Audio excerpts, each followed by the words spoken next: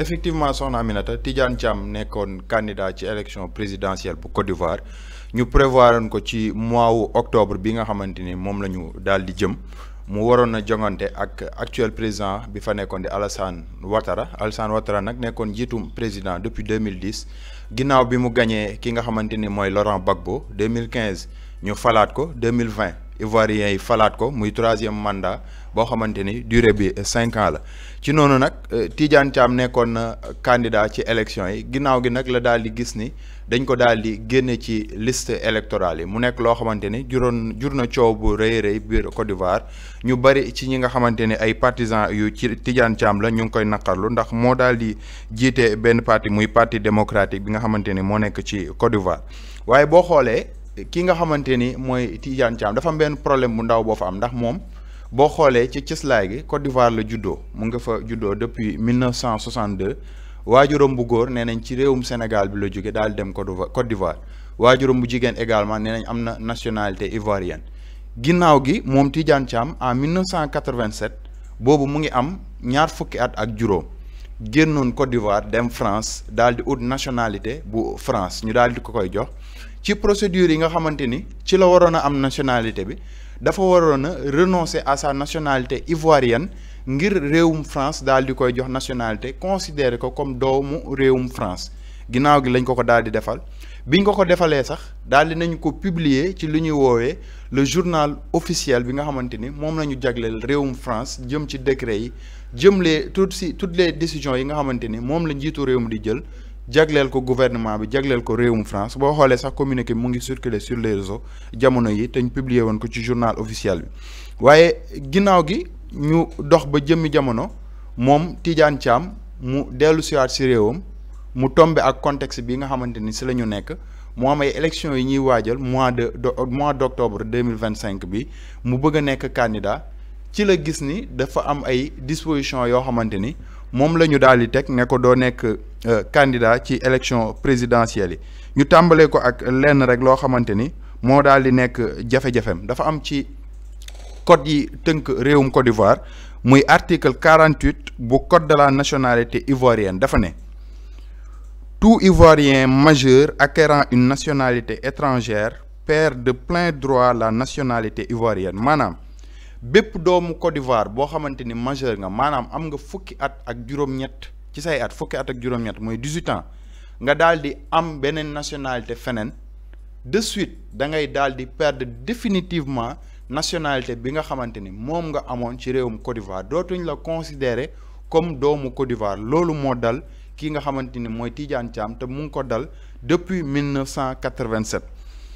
boo xoolee loolu moo nekk jafe-jafe bi ñu gis ni également dafa indi woon coow boo xamante ni moo daal di nekk coow lu yaatu yenn ci ay partisans am di ko naqarlu jàpp ni ki nga xamante ni mooy actuel président di Alassane Ouattara dafa bëgg a def forcing par rapport ak dispositif bi moom nag Tidiane Thiam daal dina wax ni dafa daal di saisir ki nga xamante ni mooy actuel président bu France ngir ñu daal di annuler liñ ko daal di naturaliser woon citoyen français ci noonu sax dafa nekk benn procédure boo xamante ni jamono ji tembe procédure bi kenn mettre gu ko en exergue kenn bàyyeegu ko ci ni nga xamante ni moom lañ si war a jubloo pour annuler nationalité bi nga xamante ni moom la ñu jox ci Tidiane Thiam moo waral jusque là amul benn preuve boo xamante ni moom juridiquement bu ko indi woon mën na ko permettre mu nekk candidat waaye li nga xamante ni moom la justice wax également par rapport à ces dispositifs mooy dañ ne pour préserver les biens de la Côte d'Ivoire ak naka la ñuy yoree Côte d'Ivoire ndax jamono ji tembe pratiquement moo nekk problème mu Sénégal dafa am ay code yoo xamante ni mooy xaw a sécuriser ñenn ci autorités yu fa nekk pour ñu fal la war laa mun a jox ay responsabilités ngay gérer les deniers publics da ngaa war a am exclusivement la nationalité ivoirienne nga xamante ne dañuy xam ne doomi Côte d'Ivoire nga bu ñu la dénkee benn mandat pour une durée bien déterminée bu jeexee bu ñu war a lëñbëtee ni nga yoree woon gestion boobu ñu mën a am noo xamante ne ñoom ñooy am contrôle bu entier ci sa yow ci sa jëmm nga xamante ne tey du am benn réew boo xamante ne mooy ñëw ne kat kii sama doom la dañ koy protéger wala boo fa demee ëllëg ci biir réew bi bëgg laa topp bëgg laa traduire devant la justice réew bi nga xamante ni moo considéré comme doomam nga du la mën a livrer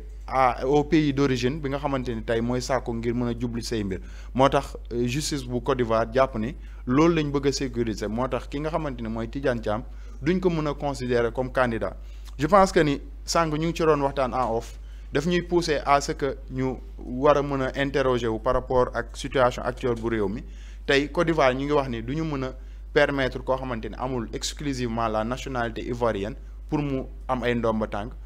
jàpp naa ne itam ñun sunu ay code wala sunu ay règlement wala sunu ay article war nañ mën a xoolaatee également cette même procédure ndax tey da ngay gis ñoo xamante ni dañ naan la dañoo am double nationalité wala dañoo am yenn pexe yoo xamante ni mën nañ dem ci yenn réew yi tey bu ñu leen tuddee ci loo xamante ni ay scandale la malheureusement duñ leen mën a teg loxo ndax daw nañ wala am nañ ay convention yoo xamante ni sekk nañ ko ak yeneen i réew déjà le cas du Maroc rek benn cas la bu patent ak le président de la République Macky Sall tey amul benn convention boo xamante ni juridiquement lié na le Sénégal et le Maroc pour ñu mën a rapatrier koo xamante ni dañ koy topp convention yi ñu lié pour ay détenus politiques la yoo xamante ni war nañoo mën a purger seen ay peine ñu defee ko Sénégal mbaa ñu jugee Sénégal dem Maroc à moins que nga jël loo xamante ni moom la ñuy wooyee ci wàllum yoon mandat d'arrêt international donc jàpp naa ni mat la ñu xool naka la ñuy mën a defee par rapport ak sunu ay njiit nga xamante ni du ñu am benn protection boo xamante ni day jóge ci beneen réew ñu dóor sunu xaalis ñu topp leen ñu naan man français la américain la suisse la belge la ba mën a sukkandiku ci seeni protection wu réew donc jàpp naa ni benn piste la boo xam ne day ubbeeku la pour sunu ay njiit ñu mën a xool naka lañ ci mën a réfléchir pour gën a mën a protéger sénégalais yi gën a mën a protéger alalu sénégalais yi waaye tamit gën a mën a pousser les autorités à ce que ñu gën a am conscience sur l'argent du contribuable. am na solo Baye Ndongo Ismaïla mu mel ni problème mu nationalité dafay dañ koy dégg lu bare bari ci déndub Afrique loolu it ndax duñu ko xool par rapport ak contexte bi nga xamante ni moom lañ toll ci réew mi mu bañ a yem rek ci ay président waaye jàll ba ci yenn ci ay ndombal tànk yoo xamante ni dañ koy takkal ñenn ñi. parce que bu nekkee cas Côte d'Ivoire bi dafa nekk cas bu particulier parce que Côte d'Ivoire problème nationalité moom la ñu wax moom la ñu écarté Tidiane Thiam mais am na loo xamante ni jàpp naa ni donc moom moo gën a nekk problème bu nekkee Côte d'Ivoire donc le problème est beaucoup plus complexe que une question de nationalité Côte d'Ivoire dafa am lu ñuy woowee l'ivoirité benn concept la boo xamante ne nii képp ko xamante da nga nekk Côte d'Ivoire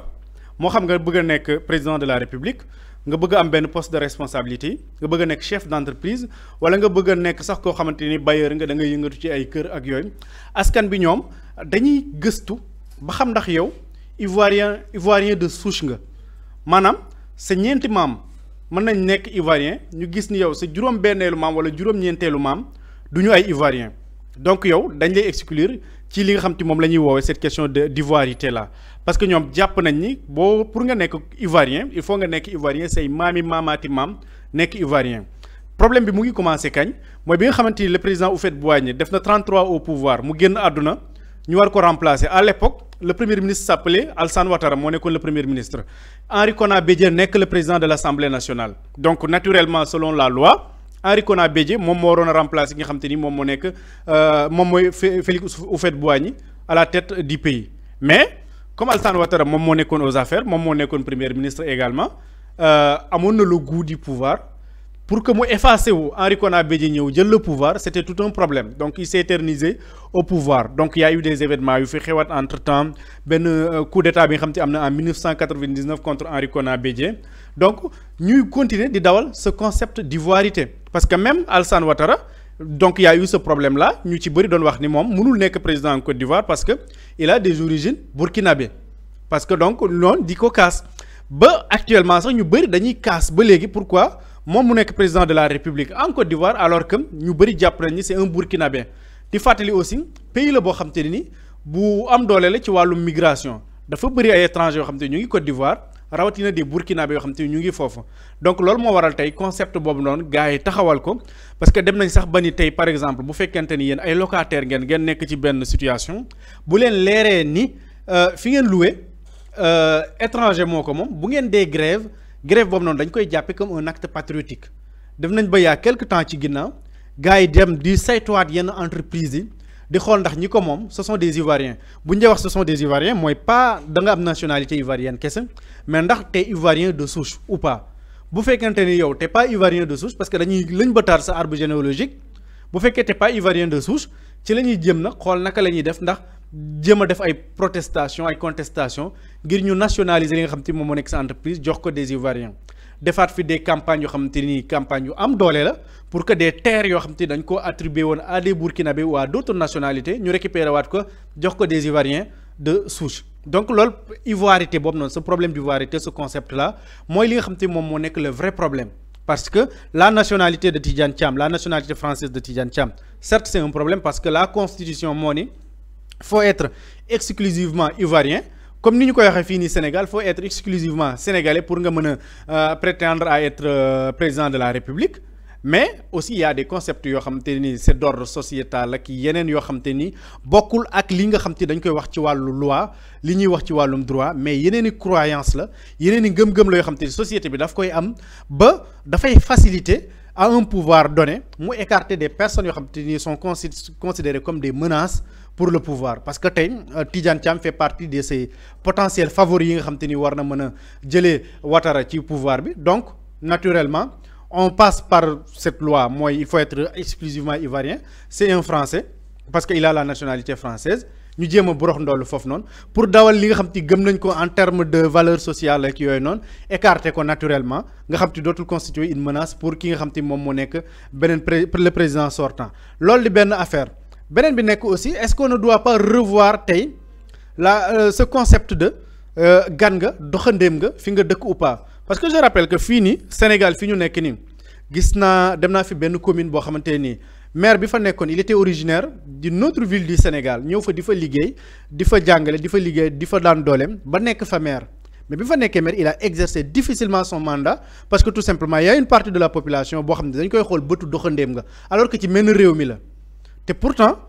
sénégalais la comme ñoom ci réew mi la juddoo boo ma la waxoon santam tey da ngay xam ni kii moom sénégalais la 1000% laa lay wax ni parce que sant boobu Sénégal kese la am mais am na ñu koy xoolee bëtu doxandéem bëtu étranger donc nag boo demee ci beneen réew dafay amaat la même chose mais dafay gën a fës souvent dañuy wax di jël ay exemple ci yenn réew yi dama mës a interviewer benn député français bu tudd Patrice Anato mu ngi nekkoon ci Seine-Saint-Denis ville bu ñuy wax Seine-Saint-Denis foofu la nekkoon député bokkoon aussi ci ki député yi nga xam te ñoom ñoo àndoon ak le président Macron muy nettali benn anecdote benn ivoirien boo xam te dafa ñëwoon ci benn ville bu nekk France bëggoon fa marier benn française le maire raciste ne c'est un mariage blanc mooy mariage bi intérêt moo ko lal kii dafa bëgg a marier pour am ay papiers annuler mariage bi jamono di dox ba cet étranger d'origine africaine sans papier au moment des faits dem ba am ay këyitam intégré ci société bi dugg ci politique présenté wu élection municipale gagné le maire bi ko refusé loon le mariage parce que dafa considéré woon que c'est un mariage blanc moom la defal passation de pouvoir remplacer ko donc il y a eu tey benn intégration boo xam te ni am na nit ki ñëw na épouser les valeurs de cette société bi ko accueillir cette société d'accueil nangu doxee ni nga xam te noonu la société boobu di doxee amal njariñ société boobu noonu ba waa société bi jàpp ni kii war nañ ko mën a jox des postes de responsabilité mu toog foofu noonu di leen servir pour revenir à ta question également ci li nga wax naan est-ce que mënuñu étendre cette mesure ci ñi nga xam te dañ leen di dénk des postes de responsabilité ma réponse est oui aussi parce que tout simplement tey ki nekk ministre nekk directeur général nekk qu'importe responsabilité bi ñu ko dénk mais rapport Cour des comptes yi depuis bi ñu commencé xool ba léegi OFNAC ak seeguñ ci ministres yi ay directeurs généraux la ñuy tudd ay DAGE la ñuy tudd ay DAF la ñuy tudd mais ak seeguñ ci ministres yi da ngay xool ñoom seen degré de responsabilité ni mu amee importance mais ku ci daw dem Maroc parce que da nga am nationalité marocaine Maroc du jël doomam di ko jox beneen réew naan àtte leen ko ku ci daw dem France parce que da nga am nationalité française France du jël doomam naan leen daf koy jox beneen réew pour ñu àtte ko ku ci daw dem Canada ainsi de suite donc pour man war bu fekkee fii nii ci suñu contexte fii Sénégal mesure boobu nga xam te am nañ ko ku bëgg a nekk président faut être exclusivement sénégalais mais ku bëgg a am yenn responsabilités yi également il faut être exclusivement sénégalais gis nga concept yi nga xam te ni Éric Zemmour daf ci doon campagne présidentielle bi passé mooy bu accès au pouvoir il va faire de sorte que toutes les personnes yi nga xam te dañu am double nationalité wala ñu nekk d'origine étrangère ak yooyu noonu am beneen nationalité dañ leen di jëlee ci les postes sensibles yi nga xam te ni foofu noonu peut-être duñu leen sax jéem a njortaluñu leen affaire de détournement de fonds publics ak yooyu noonu parce que ni mu fësee fii nii fësewu fii ci yeneen pays mais li ñu leen di njortal mooy par exemple wàllum espionnage ak peut-être yenn information yu sensibles yoo xam te ni dafay nekk entre les mains des étrangers loolu moo taxoon mu yëkkati ce concept là donc segam ñoom ñoo mën a def loolu aussi ñun fii ci Sénégal nga xam te ne dañuy tibb ba pare daw yóbbu ci paradis fiscaux yi ak yooyu aussi war nañu xoolaat bu baax a baax na nga xam te noonu la ñuy tëggee suñuy loi ba mu gën a méngoo ak li nga xam te moom moo nekk suñuy réalité. am na solo nekk rek problème boobu nga xamante ni daal dinañu koy nemmeeku foofee rek ca Côte d'Ivoire Boury ban jàngat nga ci daal di def. bon man sama jàngat damay xaw a nuancer tuuti li tax mooy nuancer tuuti mooy pardon Ismaïla souligné na ko.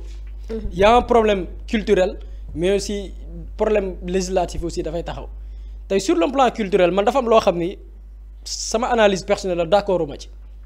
man d'accord uma ci ne kay boo jëlee kaaw Tidiane Thiam nga juddoo ci dëkk même su fekkee ni say origine beneen réew la mais dëkk ba nga juddoo dëkk boobu nga xam dëkk boobu nga jàngee pour man waruñu la rejeter li nga xam ne yow sàkk woo ko suñu borom moo la ko teg tey kenn du choisir juddu dañ naan juddu je parle pas de juddu comme ni ñu naan juddu bu rafet ndey ak bàyyi même loolu sax nit du ko tànn masawalu juddu dëkk nga juddoo ci dëkk juddoo ci réew juddoo ci askan bàyyi koo fenn loolu du nit ki moo koy choisir c'est-à-dire que suñu borom moo koy def tey man bu ma juddoo woon beneen dëkk xaw ma Sénégal xaw ma feneen est-ce que dañ ma war a rejeter sama appartenance ci dëkk boobu donte fa laa juddoo xaw ma sama pays d'origine parce que ici au Sénégal mën na jël des exemples y a des Sénégalais yoo xamante ni nii Sénégal leen gënal lu ñu am man par exemple j'ai des amis yoo xam ni ils sont originaires d'autres pays mais Sénégal exemple damay jël ci exemple sport bu Sénégal doon football ak dëkk boobu noonu ñoom Sénégal la ñuy faral parce que xamuñ dëkk boobu Sénégal la ñu xam est-ce que kooku day bu bëggee demee prétendre à une responsabilité ou bien à une fonction est-ce que Sénégal daf ko war a xañ est-ce que ku juddoo Côte d'Ivoire comme le cas de Tidiane Thiam juddoo Côte d'Ivoire xamoo lu dul Côte d'Ivoire xam xëy na sax peut-être sax miinul Sénégal mais bu fi ñëwee itam dafiy ñëw def fi diir dellu mais il se considère ivoirien est-ce que war nañ ko xañ je pense que là c'est une question et je pense que même pour affaire intégration panafricanisme bi ñuy wax loolu c'est un frein man je me dis que nit ki fi mu juddoo yaroo fa di identité je parle d'adaptation et di identifier wu ci dëkk boobu noonu adapté wu bëgg réew ma kooku waruñu la rejeter waruñu la nier li nga xamante ni mooy sa nationalité sa appartenance ci dëkk boobu noonu d'autant plus qu'on est dans un monde ouvert on est dans un monde boo xam ne ku ne da ngay tukki ay nit dañuy tukki ci dëkk am fa njaboot fondé fa famille far adapté wu ñu adopté leen ñu dem ba askanoo réew ma des fa fas yéene faa dee ak seen i doom ak seen i sët maintenant dafa am beneen problème buy ñëw muy problème mu nag li nga xam ne c'est trop sérieux par exemple juddoo ci réew man je peux comprendre un binational Ismaïla dem na France suñu borom jàppale ko mu am fa soxna suñu borom mooy boole mu am fa njaboot googu noonu mais mënuñu leen dindil seen appartenance Sénégal ak France ñooñu mënuñu leen nier seen situation binationale parce que du lu ñu sàkku comme ni ma koy waxee mais suñu borom moo ko sabab ñooñu dañuy identifier ak à deux cultures et je pense que loolu aussi c'est aspect bi ñu war a rendre compte bu ñu war a prendre en compte mais nga juddoo ci réew man li ma mënu comprendre mooy nga juddoo ci réew yaroo fi màggee fi bàyyi fi sa réew dem choisir beneen nationalité ñëw bëgg a continuer waat di dagaan baatu askan wi wala di bëgg a occuper de responsabilité bon pour man loolu paradoxe la ces personnes là et je pense que loolu nos dispositions dañ ci war a taxaw renoncer à ta nationalité et puis ñun Sénégal on a vécu cette expérience avec Karim Wade da nga am des ambitions présidentielles da nga am des ambitions pour jiite réew du caaxaan dans des pays sérieux amul benn dëkk booy dem boo xam ni seen président kii prétendre jiite seen réew dafa yor yeneen nationalité même bu dee beneen dëkk nga juddoo sax man personnellement su ma nekkoon binational je suis né en France am nationalité française d'office am nationalité sénégalaise d'office mais am naa des ambitions pour le Sénégal mais damay renoncer à la nationalité française d'autant plus que man Sénégal laa bëgg a servir nationalité française lu may jariñ j'ai des origines par rapport ak samay parents mais après si j'ai des ambitions pour le Sénégal mais renonce à ta nationalité pour faciliter la tâche bu fekkee ni li ngay woote dëgg la et yaa ngi wax sànq wàllu ñu élargir li nga xam ne mooy législation boobu noonu tey képp kuy prétendre jiite poste parce que bàyyi ndoo nga xaw ma sekk souligné na ko y a des pays yoo xam ni seeni citoyens mais du ñu leen livrer tey imagine nga nekk ministre fii Sénégal y a des ministres fii yu préparé woon pour daw am na ci kenn koo xam ne créé woon na sax entreprise en France y a un ministre boo xam ne commencé woon na créer entreprise en France am na nationalité ou pas peut-être kooku on sait pas mais sûrement bu ñu fouillé le gars a une nationalité il avait décidé même d'aller s'installer en France toog jàpp njàmburam mais France du ñu livrer seen doomi réew day toog France ñu protéger ko pourtant ministre la woon fii gérer des milliards def ay tour yi du naan mu leer que ni nguur gaa ngi waaj a daanu mu dem créer son entreprise en France toog ñu protéger ko et je pense que pour ce champ là war nañ ko gën a yaatal mu bañ a yem rek ci les politiques yi prétendent jiite réew mais ba ci ñuy occuper certaines fonctions man pour man boo demee ba bëgg a servir sa réew je m'identifie à un pays réew mii laa gëm réew mii laa bëgg a servir réew mii laa bëgg a participer ci li ko jëmale réew mi kanam soxlawoo di wut beneen nationalité y a des gens qui sont ici au Sénégal soxlawuñu am beneen nationalité dama sa daan benn waay bu koy wax nit ki bu fekkee am nga say compétence am nga expertise am nga loo xam ne nii xëy na sax du sa réew kese ko soxla mais yeneen i réew dañ koy soxla ci yow soxlawoo nationalité soxlawoo beneen nationalité y a des Sénégalais qui sont là ils ont voyagé partout musuñu am beneen nationalité bu dul Sénégal parce que seen xam-xam seen dayo seen expertise soxlawuñu wut beneen nationalité parce que fu ñu toke ñu ibbi leen seen i bunt ambassade bu ñu déposé visa ñu jox leen ko parce que xam nañu dañuy dem faire valoir leur talent faire valoir leur expertise après ñibbi si waat c'est comme le cas de nos joueurs internationaux nos footballeurs beaucoup ñi fi juddoo fii Sénégal ñu ci bari soxlawuñu jël beneen nationalité parce qu'ils sont sénégalais seen talent ñëpp ko soxla ci àdduna bi dañuy voyager partout soxlawuñu nationalité et je pense que loolu fierté googu noonu moo jiitu d'abord pour occuper certaines responsabilités yenn yi pour man boo ko bëggee occuper ci réew soxlawoo leneen soxlawoo ŋarale teg fii tànk teg fii tànk. am na solo Boury Diakhaté xam naa ne dafay mel ni liy des ci waxtu bi bareetul dama lay daal di bàyyi nga tàggatoo.